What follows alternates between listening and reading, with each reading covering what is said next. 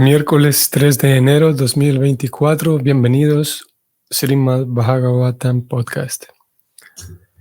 Canto tercero, capítulo 2, texto 15.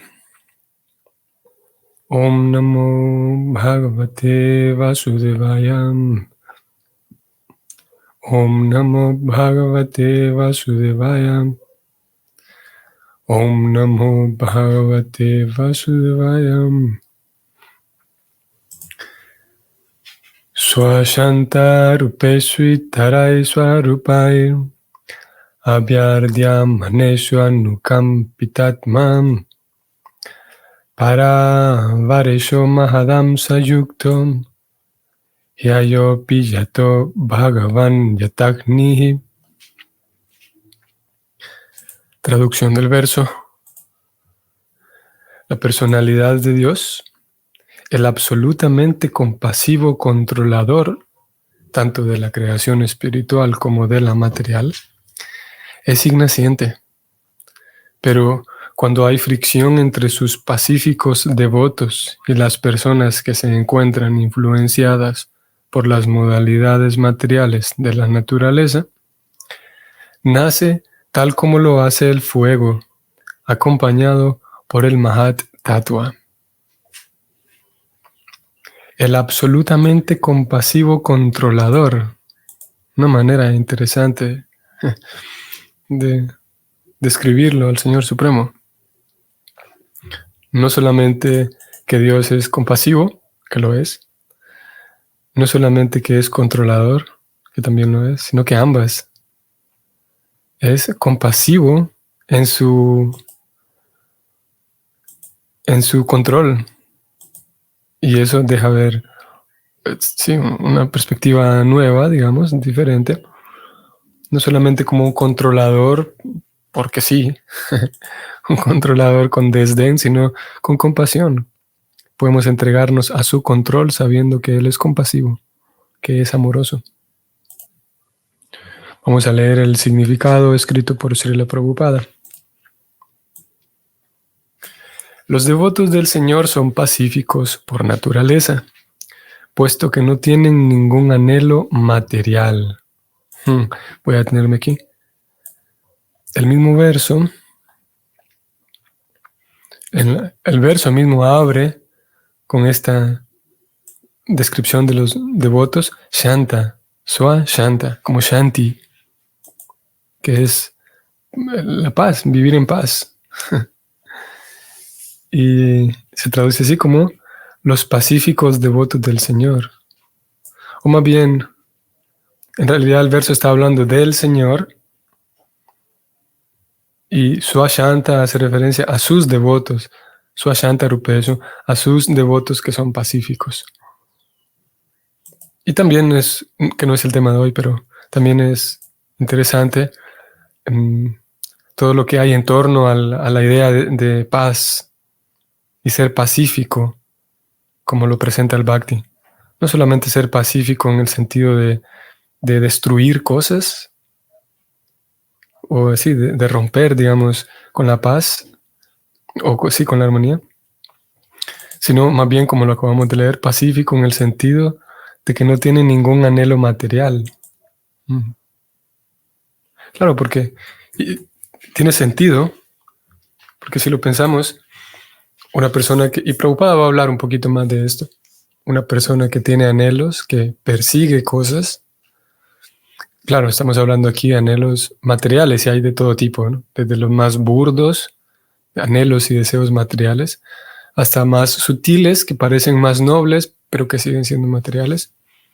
En todos los casos, ya que la persona tiene dichos anhelos y deseos, en su acto de ir y conseguirlos, crea violencia. ¿Por qué crea violencia? Porque, como recordemos, estamos hablando aquí de un asunto material, ¿no? Porque mientras va y lo consigue, en su interior está considerando que él es merecedor, que es dueño y que está bien, digamos, pasar por encima de otros, que está bien explotar. Incluso la persona en ocasiones se explota a sí misma, se exige demasiado a sí misma sí, se explota a sí misma, sus propios sentidos. Todos creo que hemos podido tener experiencia, o al menos haber visto, de cómo al encontrar algo muy placentero, de cualquier naturaleza o cualquier cosa muy placentera, hay una posibilidad grande que la persona intente disfrutar tanto de ello a tal punto de que exige demasiado a su cuerpo para disfrutar tanto de ello. Por ejemplo, con la comida, por ejemplo, que como indica Bhaktivinoda Thakura, de todos los sentidos, la lengua parece ser que es el más difícil de controlar, más difícil sí, de educar. Y sí, es de alguna manera eso, es muy fácil, incluso con datos podríamos verlo, de cómo simplemente por el placer de la lengua, la persona se termina tratándose a sí misma como objeto, objetivizando. Se termina tratando a sí misma como un objeto, no como un sujeto. Y le exige demasiado a su cuerpo, a su lengua, saborear todo aquello, todos aquellos sabores tan deliciosos que ha encontrado. Así que alguien que tiene esos anhelos, vamos a ver, que tiene esos anhelos materiales, entonces por naturaleza va a causar daño, como dijimos, a sí mismo, a otros, al entorno. Y lo mismo al revés. Alguien que no tenga anhelos materiales va a ser pacífico, entonces. Sigamos con Srila Prabhupada. El alma liberada no tiene anhelo alguno. Por lo tanto, no se lamenta por nada. Aquel que desea poseer también se lamenta cuando pierde su posesión. A ver, me detengo de vuelta. Tenemos este verso de Krishna en la Gita, en donde habla de Brahma Bhuta Prasanatma, lo leíamos hace unos días atrás. Hay un estado de conciencia que se alcanza y es un estado trascendental, Brahma Bhuta, en el cual la persona tiene satisfacción interna y, como indica este verso, lo acabamos de leer, ya no hay ni anhelo por cosas, anhelar situaciones, anhelar cosas, anhelar experiencias materiales, y ya no hay tampoco lamentación, porque pueden ocurrir varias cosas. Puede ser que yo consiga lo que estoy anhelando y por pura estadística no voy a poder conseguir todo lo que quiero. Eso, número uno. Todo lo que anhelo no es posible conseguirlo.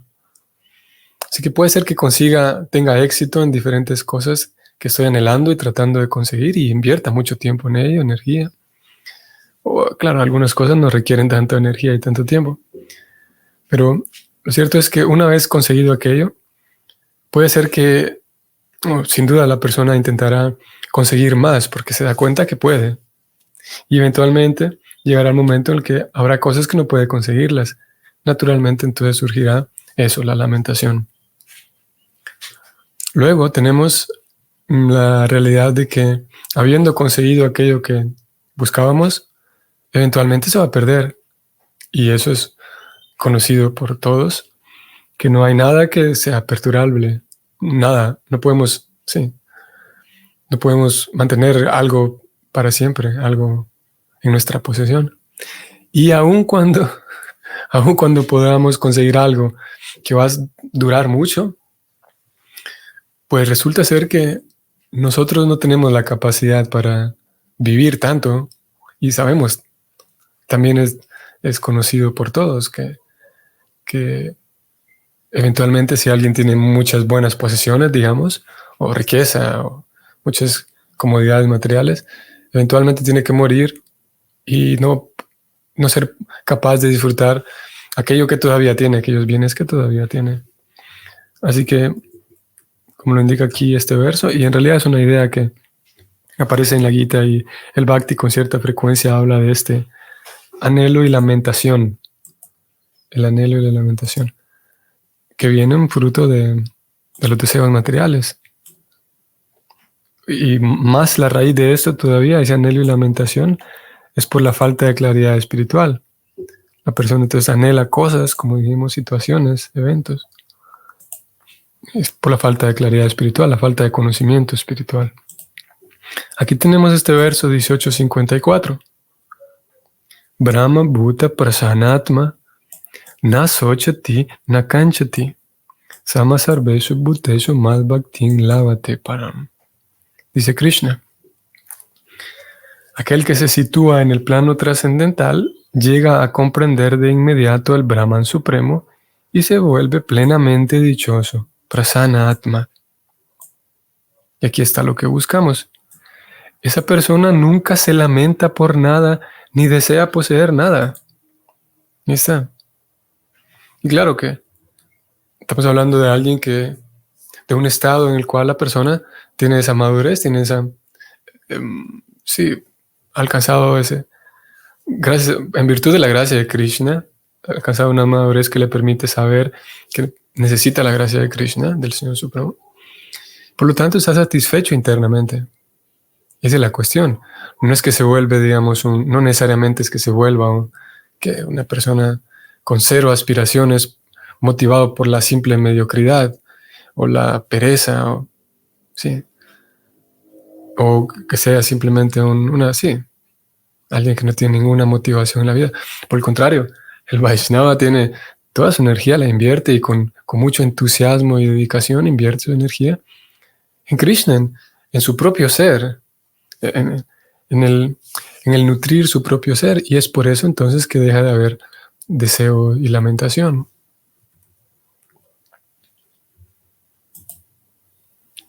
Vamos a ver si podemos localizar también este verso en el capítulo 3 de la Gita. Si no estoy mal, vamos a ver el capítulo 3, texto de 19 o 20. Texto 17 es el que buscamos, aquí lo tenemos. Krishna dice lo siguiente: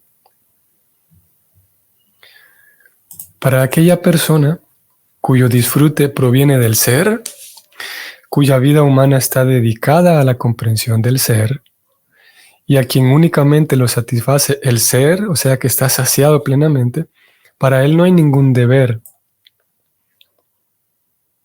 Claro, Krishna en este contexto viene hablando de los deberes, las ofrendas, a los semidioses. Pero lo que vinimos a buscar aquí es que Krishna habla de una persona que está inmersa en el ser, buscando la comprensión del ser, que consigue disfrute en el ser, que lo único que lo satisface es el ser. O sea que está, digamos, ocupado en cosas espirituales. Esa persona, podemos decir que está ajena a eso, andar persiguiendo, como dijimos, persiguiendo lo mismo que persiguen las personas ordinarias. Y como no persigue aquello mismo, pues no se va a lamentar por eso que ni siquiera está persiguiendo. Y es así como tenemos entonces una libertad del anhelo y la lamentación. Volvamos al verso de hoy del Bhagavatam para seguir leyendo. El alma liberada no tiene anhelo alguno y por lo tanto no se lamenta por nada. Aquel que desea poseer también se lamenta cuando pierde su posesión. Los devotos no anhelan posesiones materiales, ni anhelan la salvación espiritual. Ellos están firmes en el amoroso servicio trascendental del Señor como una cuestión de deber, y no les importa en dónde estén ni cómo tengan que actuar. Qué importante esto. Claro, porque el devoto, la devota establecida, no le interesa tanto en dónde se va a encontrar, en dónde está o en dónde estará. Porque sabe que en cualquier situación siempre va a poder acceder a servir a su querido Señor. Siempre va a ser alcanzado por la gracia del Señor, porque el Señor está en todos lados. Tampoco le interesa mucho cómo tenga que actuar, porque sabe que con todas las acciones se puede complacer al Señor. En otras etapas, mientras uno no alcanza todavía ese estado, uno sí está preocupado por dónde está o dónde estará, en qué lugar me voy a encontrar, en qué situación social, en qué posición social, ¿Y a qué me voy a dedicar? ¿Qué cosas voy a hacer? Y sin otras etapas previas, y uno sí está apegado al actuar a ciertas actividades, ciertos lugares, ciertas condiciones. Pero no es el caso de los devotos establecidos. Sigamos. Los karmis, ñanis y yogis anhelan poseer bienes materiales o espirituales. Los karmis quieren posesiones materiales. Los ñanis y yogis quieren posesiones espirituales. Pero los devotos no quieren bienes materiales ni espirituales. Qué interesante. ¿Cómo es eso que los devotos no quieren ni siquiera bienes espirituales? Claro, al devoto lo que le interesa es servir al Señor, hacer algo, actuar de tal manera que el Señor se sienta feliz, contento conmigo. Eso es todo. Sea que yo tenga posesiones espirituales o no. Sigo leyendo. Los devotos solo quieren servir al Señor en cualquier parte del mundo material o espiritual que el Señor desee. Y el Señor siempre es compasivo de manera específica con esos devotos. Ok, aquí estamos hablando o leyendo de alguien que está entregado al Señor. Sí, que, como dice el verso, Srimad Bhagavatam también. Narayana para sarve, nakutas chana vivyati. Swarga apavarga narakeshu apitulyarta dharshana o dharshina. Este verso habla de los devotos Narayana para, que donde sea que estén, Swarga apavarga narakeshu, es en el mundo espiritual, digo, en los planetas celestiales, en los planetas terrenales, en los infiernos. Ellos siempre están seguros de que donde sea que vayan, podrán ver al Señor. 6:17-28 del Bhagavatam. Es este verso que estamos citando. La traducción es la siguiente. Los devotos que están exclusivamente dedicados al servicio devocional del Señor, Narayana, no sienten temor de ninguna circunstancia en la vida. Para ellos, los planetas celestiales, la liberación y los planetas infernales son lo mismo, pues el único interés de esos devotos es el servicio del Señor. Claro, y saben que a donde sea que vayan, pueden servir al Señor. Por lo tanto, no tienen miedo ni temor de ir a ningún lugar, en ninguna situación. Sigamos leyendo. Los karmis, ñanis y yogis tienen sus mentalidades particulares influenciadas por las modalidades de la naturaleza y por lo tanto reciben el nombre de itara, o sea, no devotos. Estos itaras, incluyendo entre ellos a los yogis, hostigan a veces a los devotos del Señor. Durvasa Muni, un gran yogi, hostigó a Maharaj Ambarish porque este era un gran devoto del Señor. Y el gran karmi y ñani, Hiranyakashipu, hostigó incluso a su propio hijo Vaishnava, Prahlad Maharaj. Hay muchos casos de esos hostigamientos a los pacíficos devotos del Señor, llevados a cabo por los itaras. Cuando ocurre esa fricción, el Señor, movido por la gran compasión que tiene por sus devotos puros, aparece en persona, acompañado por sus porciones plenarias que controlan el Mahat Tattva.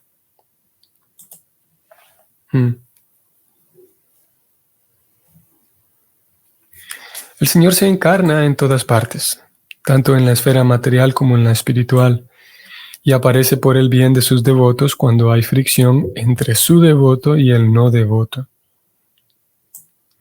Así como por la fricción de la materia se genera electricidad en cualquier parte, el Señor, siendo omnipresente, aparece por la fricción entre devotos y no devotos. Cuando Sri Krishna aparece en una misión, todas sus porciones plenarias lo acompañan. Cuando advino como hijo de Vasudeva, hubo diferencias de opinión en cuanto a su encarnación. Algunos dijeron que Él es la suprema personalidad de Dios. Otros dijeron que es una encarnación de Narayana. Y aún otros dijeron que Él es la encarnación de Kshirodaka Sai Vishnu. pero en realidad es la suprema personalidad de Dios original. Krishnastu Bhagavan Swayam. Y Narayan, los Purushas y todas las demás encarnaciones lo acompañan para actuar como diferentes partes de sus pasatiempos. Mahadam Sayuktaha. Eso indica que lo acompañan los Purushas, los cuales crean el Mahat Tattva. Eso se confirma en los signos védicos Mahantam Vibhunatmanam.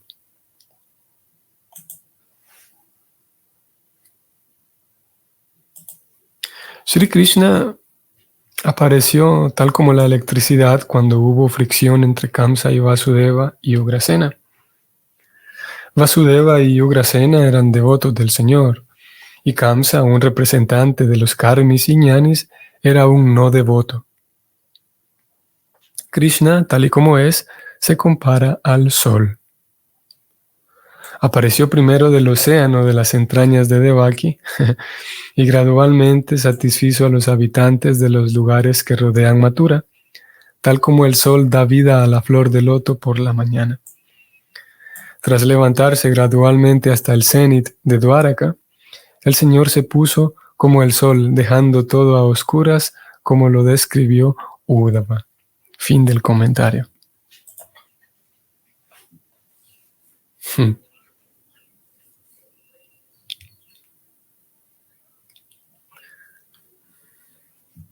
Bien, así es que tenemos entonces estos diferentes temas en este comentario. Hablamos de los devotos y la situación de ellos en comparación con los itaras, es el término que se utiliza aquí. Itaras, personas que tienen mentalidades influenciadas por las modalidades materiales. Y claro, nuestra situación, podemos pensar en nuestra situación, y es que si bien en verdad nosotros no estamos en la devoción plena, en la devoción plena y madura y pura, sin embargo vamos en esa dirección. Pero tampoco estamos en la otra situación de ser estos itaras. Puede ser que manifestemos algunos comportamientos y formas de pensar de los itaras que tienen mentalidades influenciadas por las modalidades. Aunque puntualmente Prabhupada ha escrito aquí como definición de los itaras, personas que hostigan a veces a los devotos. Bueno, no es esta la definición, pero Prabhupada ha incluido aquí como característico en ellos. Incluso nosotros pudiéramos llegar al punto debido a nuestros condicionamientos previos y hábitos, pudiéramos llegar, no sé si incluso decir a hostigar a los devotos, pero sí a crear a veces ansiedad o perturbación mismo en la comunidad de devotos, aún a pesar de estar en nuestro intento por ser devotos. Eso sin duda que puede darse. Pero lo cierto es que si bien en verdad existen estas dos definiciones, estas dos posiciones, nosotros estamos en camino hacia una de ellas, en camino a ser plenamente devotos. Prabhupada entonces habló de diferentes, puso estos dos ejemplos de Prahlad Maharaj y Ambarish, que fueron hostigados por unos itaras, y en ambos casos el Señor apareció para proteger al devoto. Y en la segunda sección, entonces Prabhupada habló de la realidad de Krishna. Esto lo habíamos hablado hace unos días, como de diferentes escuelas Vaishnavas hay diferentes opiniones, como ha dicho aquí Prabhupada. Algunos consideran que la aparición de Krishna, como el niño que toca la flauta y que recibe las plumas de pavo real, de los pavos reales, como un regalo de parte de ellos, y se coloca esas plumas en el turbante como una muestra de agradecimiento a la ofrenda que han hecho los pavos reales después de haber danzado él con ellos. Ese Krishna, algunos consideran que simplemente es una manifestación parcial de Narayana, o algunos otros, como acabamos de leer, consideran que él es una manifestación parcial de Vishnu. Kshirodakashayi Vishnu, más puntualmente. O sea, el Vishnu que está en el corazón y que por su poder puede manifestarse.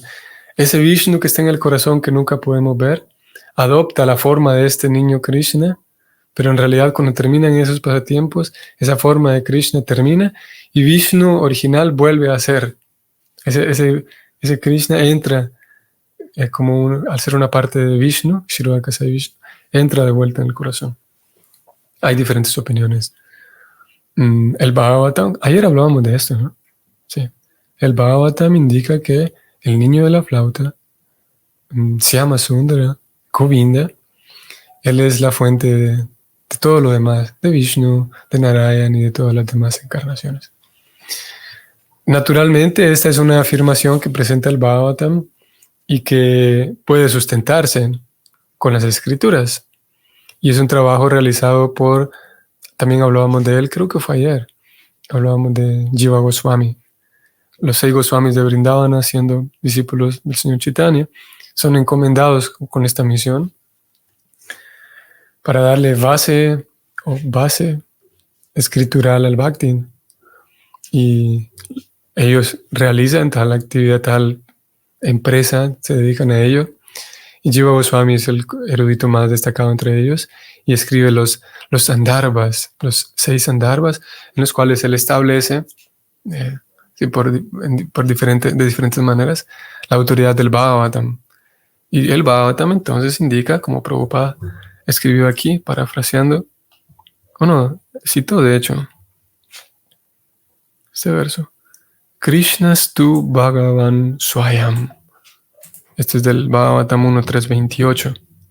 Como la fuente original es Krishna, el niño de la flauta.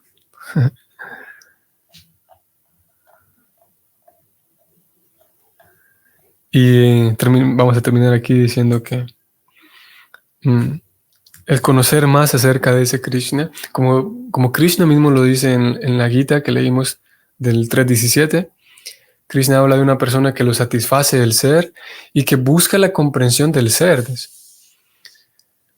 En nuestro caso, dedicados a la comprensión del ser y dedicados a la comprensión de Krishna, en la medida en la que dedicamos más energía y más esfuerzo para tratar de comprenderlo a Krishna y comprender al ser y todo lo que envuelve y lo que se expande y emana de Krishna, esa tarea nos permite entonces liberarnos del anhelo y la lamentación y vivir de manera libre.